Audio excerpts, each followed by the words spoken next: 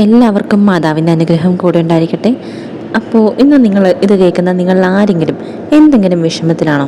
ഇനി എന്തെങ്കിലും സങ്കടങ്ങളിലോ അല്ലെങ്കിൽ എന്തെങ്കിലും ഭാരം, മനസ്സിലൊരു ഭാരമുണ്ടോ?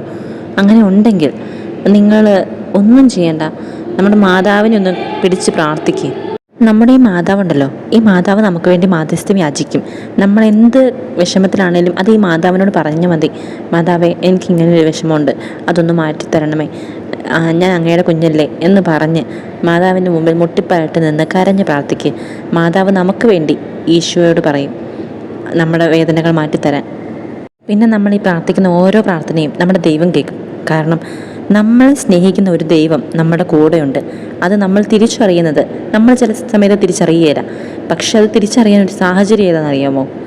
നമ്മൾ ഏതെങ്കിലും ഒരു രോഗം നമുക്കുണ്ടെങ്കിൽ, അല്ലെങ്കിൽ ഏതെങ്കിലും ഒരു പ്രതിസന്ധി ഘട്ടത്തിൽ ആ രോഗത്തെയും ആ പ്രതിസന്ധി ഘട്ടത്തെയും ഇല്ലാതാക്കാൻ, അതിനെയൊക്കെ നേരിടാൻ നമുക്ക് തന്നെ ഒരു കഴിവ് നമ്മുടെ ഉള്ളിൽ നിന്ന് തന്നെ തരും. ആ വരുന്ന കഴിവ് നമുക്ക് തരുന്നത് വേറെ ആരുമല്ല, നമ്മുടെ ദൈവമാണ്. നമ്മളെ സ്നേഹിക്കുന്ന നമ്മുടെ ദൈവമാണ് നമ്മുടെ നേരെ വരുന്ന ഒരു പ്രതിസന്ധിയോ നമുക്കുള്ളൊരു രോഗമോ ആ രോഗത്തെയൊക്കെ തടയാൻ, അതിനെയൊക്കെ തടയാൻ കഴിവുള്ള ഒരാൾ നമ്മുടെ ഉള്ളിൽ നമുക്ക് ദൈവം തരുന്ന ഒരു കഴിവാണ്. അതുകൊണ്ടാണ് പറയുന്നത്, ദൈവത്തെ മുറുക്കെ പിടിച്ച് പ്രാർത്ഥിക്കുക, മാതാവിനോട് മാധ്യസ്ഥം യാചിക്കുക. മാതാവ് ഉറപ്പായിട്ട് നമുക്ക് വേണ്ടി ഈശോയോട് പറയും.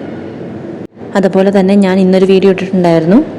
നിങ്ങളുടെ ബുദ്ധിമുട്ടുകൾ, നിങ്ങളുടെ വിഷമങ്ങളും ഒക്കെ പറയുവാണെങ്കിൽ നിങ്ങളുടെ പേര് വെച്ച് ഞാനൊരു വചനം എടുക്കുന്നതായിരിക്കും. ആ വചനത്തിൻ്റെ വീഡിയോ ഞാൻ അടുത്ത വീഡിയോ ആയിട്ട് പോസ്റ്റ് ചെയ്യാമെന്ന് പറഞ്ഞിട്ടുണ്ടായിരുന്നു. അപ്പോൾ നിങ്ങൾക്ക് അങ്ങനെ എന്തെങ്കിലും വിഷമമുണ്ടെങ്കിൽ ഉറപ്പായിട്ട് നിങ്ങളിട്ടോ, ഞാൻ വചനം എടുക്കാം.